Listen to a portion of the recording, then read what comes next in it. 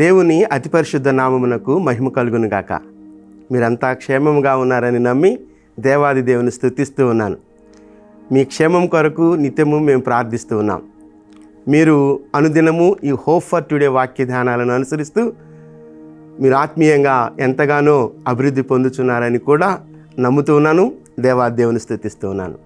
రాజులు 2వ గ్రంథం 5వ అధ్యాయం 19వ వచనం నేను చదువుతున్నాను. రాజులు 2వ గ్రంథం 5వ అధ్యాయం 19వ వచనం. ఎలీషా నెమ్మది కలిగి పొమ్ము అని అతనితో సెలవిచ్చాను. ఈ మాట నయమానుతో ఎలీషా చెప్తున్నటువంటి మాట. ఇశ్రాయేలు దేశం నుండి ఒక చిన్నదానిని చెరపట్టుకొని సిరియా దేశానికి వెళ్ళినప్పుడు ఆ చిన్నది ఈ సిరియా దేశంలో సైన్యాధిపతి అయినటువంటి నయమాను ఇంటిలో ఉంటూ ఉండేది.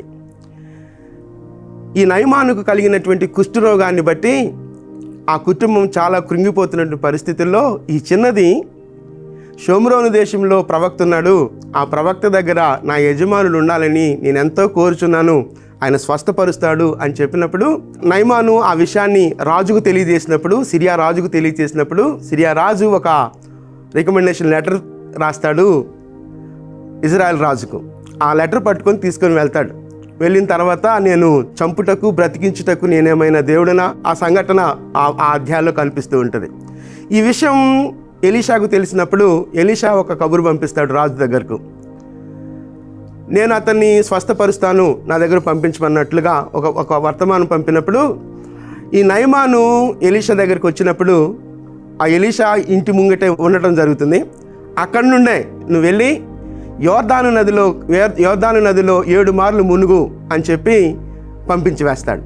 పంపించి వేసిన తర్వాత చాలా అసహనంతో వెళ్ళిపోతున్నటువంటి సందర్భంలో తన పనివాడు, తన దగ్గర ఉన్నటువంటి సేవకుడు చాలా గొప్ప పని ఏదైనా చెప్తే చేవా, ఆయన చెప్పింది, దైవజనుడు చెప్పింది చిన్న పనే కదా, యోర్దాను నదిలో మునగొచ్చు కదా అన్నప్పుడు, అంటే మన దేశంలో గొప్ప గొప్ప నదులు ఉన్నాయి, ఆ నదుల కంటే శ్రేష్టమైందా యోర్దాను నది అనేటువంటి అసహనంతో ఉన్నప్పుడు ఈ సేవకుని మాట విని ఆ యోర్దాను నదిలో మునుగుతాడు. మునిగిన తర్వాత పసిపిల్లవాని దేహం వలె ఆ నయమాను యొక్క దేహం అయినట్లుగా మనం చూస్తాం. ఆ సందర్భంలో మరలా నయమాను ఎలీషా దగ్గర తిరిగి వచ్చి కానుకలు సమర్పించుకోవడానికి ప్రయత్నం చేసినప్పుడు ఆ ప్రయత్నాలన్నింటినీ సున్నితంగా నివారించి ఎలీషా పంపించి వేస్తున్నాడు. ఆ సమయంలో ఆ సందర్భంలో ఎలీషా నయమానుతో చెప్పినటువంటి మాట ఈ మాట, నెమ్మది కలిగి పొమ్ము అని సెలవిచ్చాడు. నెమ్మది కలిగి పొమ్ము అని సెలవిచ్చాడు. నయమాను అనే మాటకు అర్థం ఏంటంటే ప్లెజెంట్, ఆహ్లాదకరమైన, సంతోషకరమైన, డిలైట్, ఆనందదాయకమైన అనేటువంటి అర్థాన్ని ఇచ్చేటువంటి మాట నయమాను అని అంటే. కానీ తను అధ్యక్షుడిగా, సైన్యాధ్యక్షుడిగా ఉండొచ్చేమో కానీ తన జీవితం ఆనందదాయకంగా, సంతోషదాయకంగా, ఆహ్లాదకరంగా లేదు. బయటకు చాలా పరాక్రమశాలిగా కనిపిస్తున్నాడు కానీ లోలోపల తన శరీరంలో కుష్ఠరోగం ఉంది. అది ఎన్ని సంవత్సరాల నుంచి ఉన్నదో తెలియచేయబడలేదు. కానీ ఇదిగో ఎలీషాను తారసపడినప్పుడు, ఎలీషా దగ్గరికి వచ్చి ఆ యోర్దాను నదిలో మునిగినప్పుడు పసిపిల్లవాని దేహం వల్ల అయినప్పుడు మళ్ళా కృతజ్ఞత తెలియజేసుకోవడానికి ఎలీషా దగ్గరికి వచ్చినప్పుడు ఎలీషా పలికిన మాట నెమ్మది కలిగి వెళ్ళు అని చెప్తున్నాడు. గో ఇన్ పీస్ అంటున్నాడు. ఎన్ని సంవత్సరాలుగా తన జీవితంలో బాధను అనుభవిస్తున్నాడో, ఎన్ని సంవత్సరాలుగా తన జీవితంలో వేదన అనుభవిస్తున్నాడో ఆ వేదన అంతా పోయింది. ఇప్పుడు నెమ్మది వచ్చింది, నెమ్మదితో వెళ్తున్నాడు. యేసుక్రీస్తు ప్రభువారి దగ్గర కూడా ఒక స్త్రీ, రక్తస్రావము కలిగిన స్త్రీ, సుదీర్ఘమైన కాలం 12 సంవత్సరాలుగా రక్తస్రావం కలిగిన స్త్రీ వచ్చినప్పుడు ఆయన ముట్టినప్పుడు నీ బాధ నివారణ అయినది, సమాధానము గలదానివే వెళ్ళు అన్నప్పుడు అక్కడ కూడా గో ఇన్ పీస్ అని చెప్పాడు యేసుక్రీస్తు ప్రభువారు. ఈ ఇద్దరి సందర్భాలను, ఇద్దరి జీవితాలను మనం ఆలోచించినప్పుడు ఆ స్త్రీ చాలా సంకటపడింది. మిక్కిలి తన ధనానంతటిని వ్యయపరుచుకొని మిక్కిలి సంకటపడింది, చాలా బాధను అనిపించింది. యేసుక్రీస్తు ప్రభువారు అన్నారు, నీ బాధ నివారణ అయినది, సమాధానము కలదానివే వెళ్ళు అని చెప్పాడు.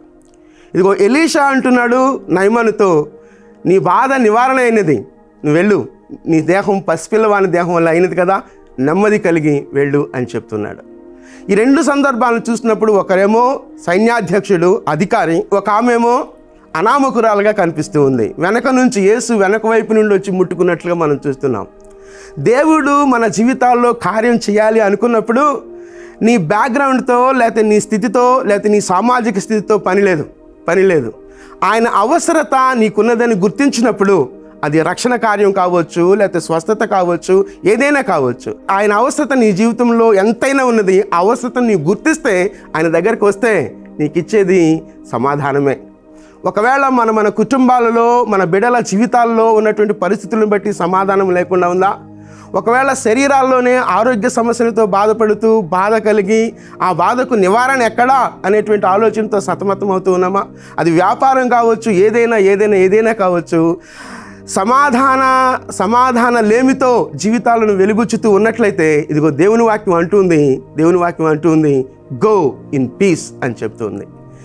సమాధానము గలదానవై, లేకపోతే నెమ్మది కలిగి నీ వెళ్ళు అని ఈ 2 సందర్భాల్లో ఎలీషా ప్రవక్త పలికిన, యేసుక్రీస్తు ప్రభువారు పలికిన ఈ 2 మాటలు చూసినప్పుడు గో ఇన్ పీస్. సమాధానం కావాలా? బాధ నివారణ కావాలా? ఏ బాధ అయినా, ఏ పరిస్థితులున్నా, ఇదిగో యేసుక్రీస్తు ప్రభువారి దగ్గరికి వచ్చినప్పుడు ఆయన నీకు సమాధానాన్ని ఇవ్వటానికి ఇష్టపడుతున్న దేవుడు. చిన్న ప్రార్థన చేస్తాను.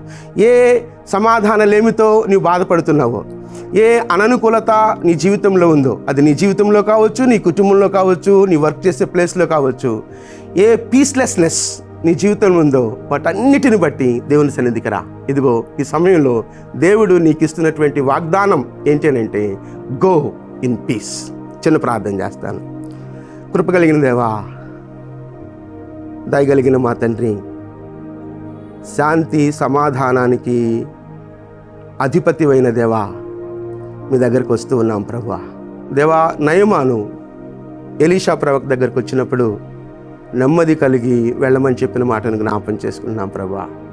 ఆయన అధికారి అయినప్పటికీ ఇదిగో ప్రభువా, రక్తస్రావము కలిగినటువంటి స్త్రీ అనామకురాలుగా మీ కుమారుని దగ్గరికి వచ్చినప్పుడు నీ బాధ నివారణ అయినది, సమాధానము కలదానవై వెళ్ళు అని చెప్పిన మాటను జ్ఞాపం చేసుకుంటాం ప్రభువా. నీవు వారి బ్యాక్గ్రౌండ్స్ను చూసే దేవుడు కాదు ప్రభువా. వారు ఏ స్థితిలో ఉన్న పాటునే నీ దగ్గరికి వచ్చినప్పుడు ప్రభువా, నీవు సమాధానాన్ని ఇచ్చే దేవుడో ప్రభువా. నీ సమాధానాన్ని మా వ్యక్తిగత జీవితాలలోనూ, మా కుటుంబాలలోనూ అనుగ్రహించమని మీ కృపాహస్తాల్లోనికి మమ్మల్ని మేముగా సమర్పించుకుంటూ యేసుక్రీస్తు అతి శ్రేష్టమైన నామంలో ప్రార్థించి వేడుకొంచున్నాం తండ్రి. ఆమేన్, ఆమేన్.